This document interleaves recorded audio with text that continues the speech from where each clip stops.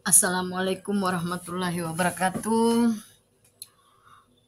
Teman-teman sejawat yang berbahagia. Hari ini saya mencoba memaparkan hasil pembelajaran mandiri saya pada platform Merdeka Mengajar tentang pendidikan inklusi.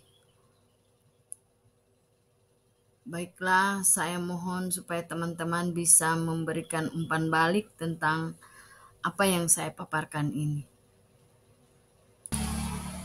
Menurut Bapak Pendidikan Ki Hajar Dewantara, sistem pendidikan dan pengajaran Indonesia harus diselaraskan dengan kepentingan rakyat, rasa, dan bangsa. Kepentingan hidup kebudayaan dan hidup kemasyarakatan dalam arti yang seluas-luasnya. Maka harus diingat adanya perbedaan bakat dan keadaan hidup setara anak didik yang satu dengan yang lain. Kemudian anak-anak hidup sesuai kodratnya sendiri. Pendidik hanya dapat merawat dan menuntun tumbuhnya kodrat itu. Nah, sekarang bagaimana sebenarnya konsep dasar dan filosofi pendidikan inklusif? Pendidikan inklusif merupakan wujud pemenuhan hak semua anak dalam mendapatkan kesempatan belajar, terlepas dari kemampuan ataupun ketidakmampuan, latar belakang budaya, bahasa, agama, gender, sosial, ataupun ekonomi. Hal-hal di atas menjadi dasar untuk membuat aksi nyata ini dengan persepsi yang sama. Dengan demikian, setelah kita memahami bersama tentang aksi nyata ini, teman sejawat diharapkan dapat menjelaskan: 1. Sejarah pendidikan inklusif. 2. Pengertian pendidikan inklusif. Dan yang ketiga, konsep dasar dan filosofi pendidikan inklusif. A. Sejarah pendidikan inklusif. Sebelum membahas pendidikan inklusif, perlu dikenali adanya beberapa istilah yang berkaitan dengan pembahasan ini. Istilah itu antara lain normalisasi, deinstitusionalisasi, determinasi diri, dan inklusi penuh. Nah, apa itu normalisasi? Normalisasi memiliki arti dan tujuan akhir bahwa anak berkebutuhan khusus harus sebisa mungkin menyamai teman-temannya yang tidak memiliki keterbatasan. Maksudnya adalah bahwa setiap anak tidak boleh dibeda-bedakan, tetapi mendapatkan hak yang sama dalam pendidikan. Padahal pada zaman dahulu, anak-anak yang memiliki keterbatasan biasa ditempatkan di institusi-institusi atau asrama yang jauh dari rumah. Kemudian deinstitusionalisasi mengacu pada konsep bahwa anak-anak yang memiliki keterbatasan tidak seharusnya disendirikan, namun didekatkan dengan masyarakat sekitar. Kemudian determinasi diri atau self-determination digunakan sebagai hak untuk memilih bagi mereka yang memiliki keterbatasan untuk mengatur hidupnya sendiri. Dengan demikian, segala aktivitas, pelayanan, dan dukungan harus berdasarkan ketertarikan, kekuatan, dan kemampuan anak tersebut. Kemudian inklusi penuh. Inklusi penuh mengusung suatu ide bahwa sesungguhnya setiap anak, apapun kondisinya, baik dari latar belakang budaya, agama, sosial, ekonomi, kemampuan, memiliki hak untuk mendapatkan pendidikan sepenuhnya tanpa dibedakan. Di Indonesia, ada jaminan bahwa semua anak Indonesia mendapatkan kesamaan hak dan kewajiban secara penuh untuk memperoleh pendidikan, termasuk anak berkebutuhan khusus. Dengan demikian, penerimaan anak-anak dengan kebutuhan khusus di lembaga pendidikan tidak boleh ditolak demi menjunjung hak asasi manusia dalam memperoleh pendidikan. No child, no behind. Peraturan dan kesepakatan yang mengikat pendidikan inklusif. Pertama, Undang-Undang Dasar Negara Republik Indonesia tahun 1945. Kemudian yang kedua, Deklarasi Universal Hak Asasi Manusia. Yang ketiga, Konvensi Hak Anak. Yang keempat, Deklarasi Dunia tentang Pendidikan untuk Semua. Yang kelima, Peraturan Standar PBB tentang kesamaan kesempatan bagi penyandang cacat. Kemudian yang keenam, Undang-Undang Penyandang Kecacatan. Yang ketujuh, Undang-Undang RI Nomor 20 tentang Sistem Pendidikan Nasional. Yang kedelapan, Deklarasi Kongres Anak Indonesia. Yang kesembilan, Konferensi Nasional tentang Inklusi. Yang ke-10, Rencana Aksi Kebijakan Pendidikan Inklusi. Dan yang ke-11, Permendiknas Nomor 20 tahun 2009 sebagai bentuk dukungan terhadap pendidikan inklusi. Nah, apa itu pengertian pendidikan inklusi? Untuk memaknai arti inklusi dengan mudah, perhatikan ilustrasi berikut. Mainan puzzle di samping menggambarkan adanya keterpaduan unsur-unsur yang berbeda menjadi anggota kelompok yang sama. Jika setiap komponen dianggap sebagai mewakili anak, keluarga, sekolah, dan lingkungan, maka ketika keempatnya bergabung menjadi satu anggota kelompok, maka disitulah terjadi inklusi. Dengan demikian, sebagai anggota satu kelompok, maka masyarakat inklusi memiliki sikap satu. Semua anak dan orang dewasa adalah anggota kelompok yang sama. 2. Semua anak mempunyai rasa memiliki dan bermitra. 3. Jika ada anak tertentu karena berbagai alasan mempunyai suatu kebutuhan untuk menerima perhatian berkala di luar kelas, maka hal itu dipandang sebagai hal yang alami dan tidak akan mengganggu rasa menjadi anggota atau rasa memiliki. Jadi jelaslah bahwa pendidikan inklusi adalah layanan pendidikan yang mengikut sertakan anak dengan kebutuhan khusus atau ABK.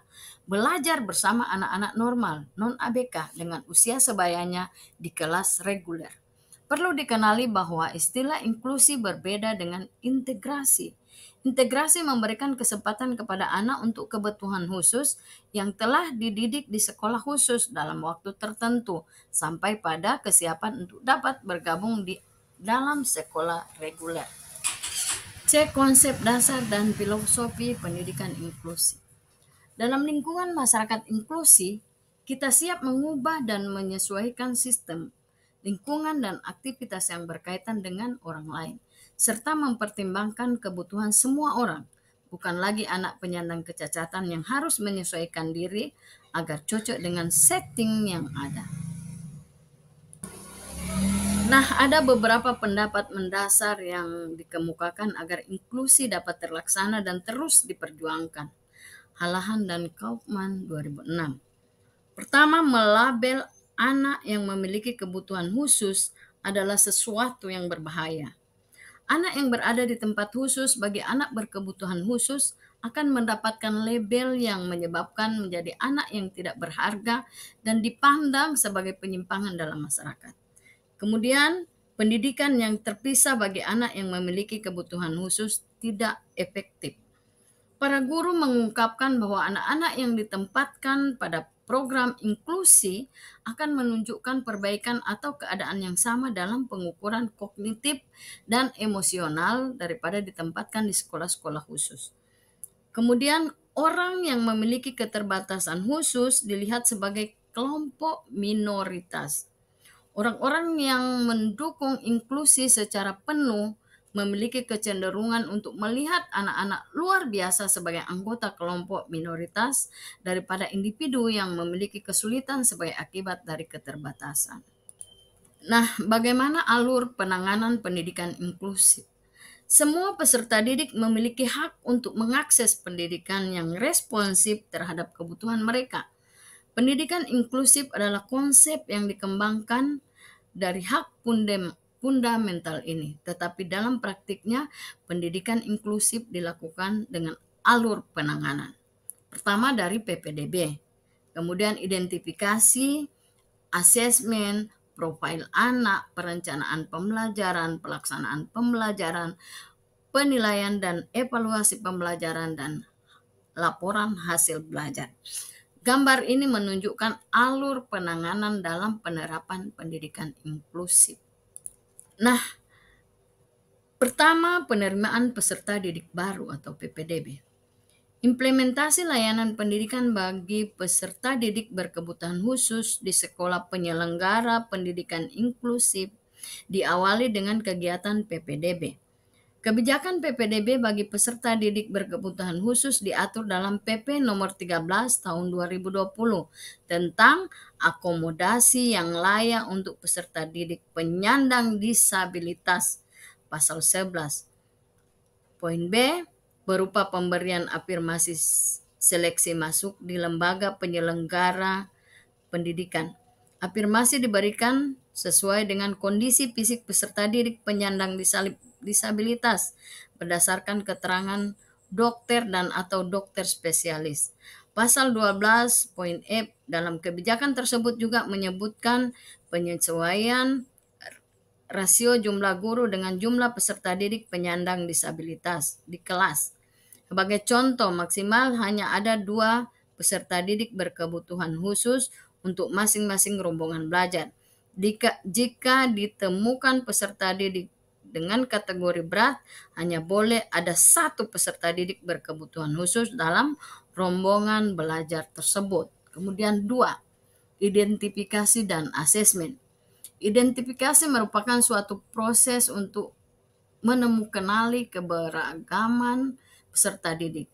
Prinsip identifikasi dibatasi untuk menentukan individu yang diduga mengalami hambatan, sehingga belum dapat ditentukan potensi apa yang dimiliki peserta didik. Proses identifikasi dapat dilakukan dengan beberapa cara seperti observasi, wawancara, tes, dan pemeriksaan dokumen sebagai alat untuk menggali data.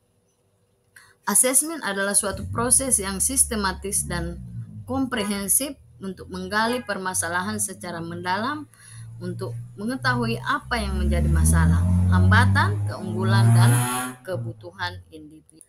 Kemudian yang ketiga, penyusunan profil peserta didik.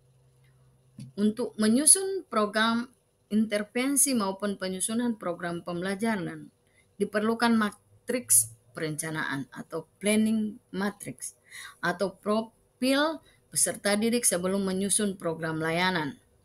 Menurut Quentin 2012, matriks perencanaan merupakan suatu kerangka kerja sederhana berbentuk tabel yang mengutamakan pendekatan positif partnership. Matriks perencanaan adalah deskripsi pemetaan tentang kondisi peserta didik berkebutuhan khusus atau PDBK secara individu. Deskripsi yang diberikan berupa informasi kondisi aktual, hambatan, atau kelainan, karakteristiknya, dampak, strategi, layanan, dan media yang diperlukan dalam intervensi. Nah, coba perhatikan gambar 32 tentang prosedur pengembangan planning matrix. 1.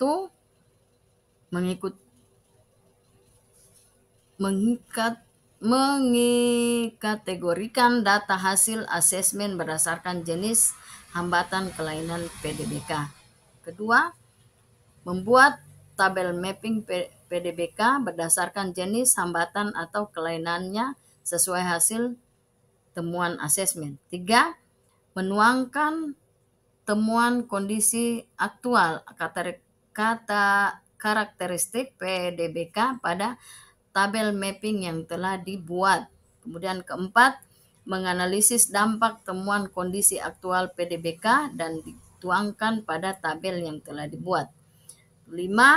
Menganalisis strategi layanan pada setiap temuan kondisi aktual PDBK dan dituangkan pada tabel yang telah dibuat. Yang keenam, menganalisis skala prioritas layanan berdasarkan berat ringannya dampak yang telah dituangkan pada tabel tersebut.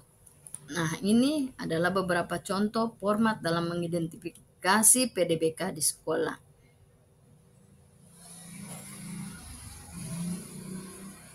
Data peserta didik, nama, tanggal lahir, apa yang disukai, apa yang bisa dilakukan, apa yang sedang dipelajari, apa yang tidak disukai, perilaku repetitif. Kemudian perhatikan perilaku yang muncul pada proses belajar, komunikasi, waktu makan, toilet, kemudian sensor. Matriks perencanaan atau planning matrix, nama sekolah, nama PDBK, jenis kelamin, tanggal lahir, kelas, karakter, dampak, dalam kurung rumah, sekolah, masa datang, dan strategi. komunikasi, interaksi sosial, minat terbatas dan perilaku repetitif, keterampilan motorik, pemrosesan sensori, pemrosesan informasi. Kemudian yang keempat, perencanaan pembelajaran. Perencanaan pembelajaran merupakan langkah untuk menghasilkan program dan proses pembelajaran bagi PDBK. Program pembelajaran disusun berdasarkan hasil asesmen dan matriks perencanaan. Setelah deskripsi pemetaan karakteristik kebutuhan khusus, disusun skala prioritas yang menggambarkan urutan urgensi masalah yang harus segera ditangani. Berdasarkan matriks perencanaan, karakteristik kemampuan anak yang mempunyai dampak yang besar menjadi prioritas utama untuk ditangani dan menjadi target utama dalam program pembelajaran yang disusun guru. Di bawah ini adalah contoh format tujuan atau goals yang akan dicapai dan strategi mencapainya. Nomor 1, 2, tujuan atau goals, strategi, deskripsi dengan detail, siapa dan di mana, siapa saja yang melaksanakan, di mana saja pelaksanaannya. Tambahkan rencana kerja atau action plan secara rincian aktivitas penanganan yang akan dilaksanakan pada kolom strategi. Dalam rancangan pembelajaran, perlu ditulis langkah-langkah mengajarkannya secara rinci dalam bentuk teks analisis atau analisa tugas. Pada tahap ini guru mengembangkan long term goals atau tujuan jangka panjang yang bersifat tahunan sampai short term objectives yang bersifat harian. 5. Pelaksanaan pembelajaran. Langkah selanjutnya adalah pelaksanaan pembelajaran di kelas. Pada tahap ini dilakukan penerapan perencanaan pembelajaran yang telah disusun. Strategi pembelajaran terdiri atas blok strategi dan task analisis. Task analisis digunakan hanya sebagai langkah untuk melakukan suatu aktivitas, tetapi bukan sebagai strategi pembelajaran. Kemudian yang keenam, penilaian dan evaluasi pembelajaran. Langkah penilaian dan evaluasi pelaksanaan pembelajaran perlu dilakukan untuk pengukuran dan pengambilan keputusan sejauh mana kemajuan yang dicapai oleh anak. Apakah anak telah mencapai tujuan jangka pendek dan jangka panjang yang telah ditetapkan, serta menentukan apakah program proses belajar yang telah dirumuskan perlu diperbaiki. Kemudian 7. Laporan hasil belajar. Laporan hasil belajar peserta didik perlu dilakukan sebagai bentuk transparansi kegiatan yang telah dilaksanakan oleh guru, sekaligus menjadi bentuk pertanggungjawaban kepada orang tua.